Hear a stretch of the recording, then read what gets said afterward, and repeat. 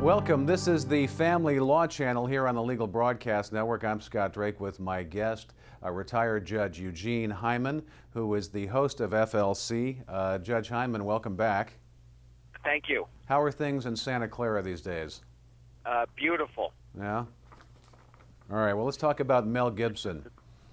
Just finally got through all this. It looks like the legal fight between he and ex-girlfriend Oksana has settled into a $750,000 child support deal, which to me on the surface sounds like he got off pretty easy considering that he was convicted of domestic violence, I think, with a guilty plea, right? Correct. And the interesting thing about that is while the guilty plea doesn't have a direct relationship to the support order, indirectly it potentially has an effect on it in the sense that under California law, if you have a incident of domestic violence, whether it be a conviction or not, it just needs to be evidence of domestic violence, then there's a presumption that you cannot be the sole legal physical custodian or joint custodian of the child, and that would affect the percentage of visitation. And by affecting the percentage of visitation, that would affect the support order. Because obviously, if he has less visitation, then the support order would be higher. But again, it's a rebuttable presumption. And the other thing is that they settled their case, so a judge wasn't making the decision. But under California law and the law, I'm sure, of all states, the fact that a party or parties submit a settlement to a judge, especially when we're talking about child custody and support, doesn't mean that the judge has to automatically approve it.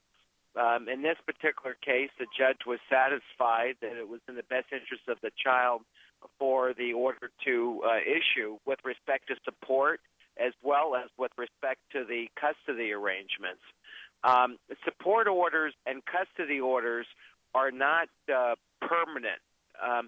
If they were to settle, hypothetically, if they were married and had a property settlement, that would be permanent. But when we're talking about anything with respect to children, it's not permanent. It can always be modified because, again, the standard is in the best interest of the child.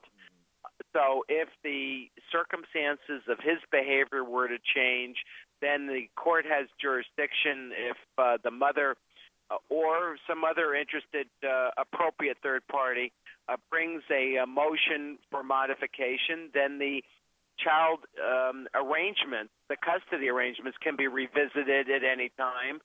Plus, the support order can be revisited at any time until the child turns 18. So this is the beginning. It isn't necessarily the end. And it sort of depends upon, I would think, in terms of how he does. Because since he's on probation for domestic violence-related offense, he is required under California law to complete the one-year domestic violence intervention program. If he were hypothetically not to complete it, or if he were hypothetically to have substance abuse issues that were, again, to be revisited, then I would assume that his custody and visitation order would also be revisited and would probably be changed because we're all concerned about the child in terms of the child's safety.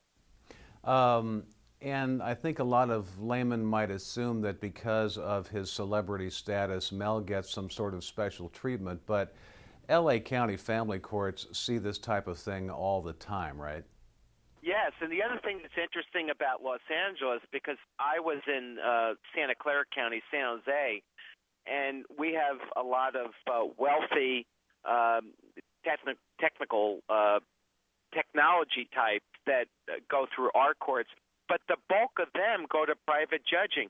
What amazes me about Los Angeles is the number of celebrities that actually appear in front of judges in the LA family courts. But no, the judges there are very familiar with celebrity types, and I really don't think that they receive any special consideration at all. And her settlement now, $750,000, which does not include the child support monthly, I assume. That goes to her tax-free, which is nice for her. Right. But it does Right. prevent her from pursuing a civil suit here, right? That's the other interesting part.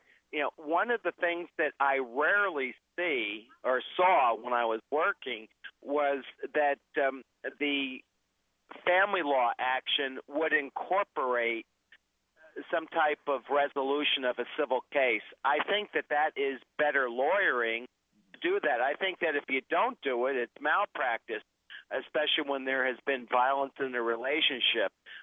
So at least his lawyer did the correct thing by including that in the resolution of the family case. Now, the bulk of the settlement, which would be probably for back child support considerations, child support in of itself is not taxable. It's not a deduction unless you have unless you receive the deduction as part of the settlement. But as you know, a deduction of a dependent is not a big deal with respect to some kind of economic advantage. It's a very small advantage with respect to your personal income tax. The only thing that's deductible is spousal support. But since they were never married, they can't do the settlement with the aspect of calling it spousal support. They can't call it family support either for the same reason, which would be another way to deduct it.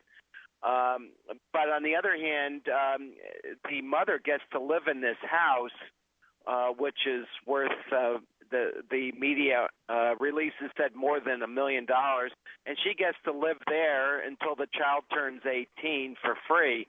So that's worth something, obviously. All right, he is a retired Superior Court judge in Santa Clara, California, Eugene M. Hyman. Always a pleasure as host of Family Law Channel. Judge Hyman, thank you. Thank you. I'm Scott Drake. You're watching FLC on the Legal Broadcast Network.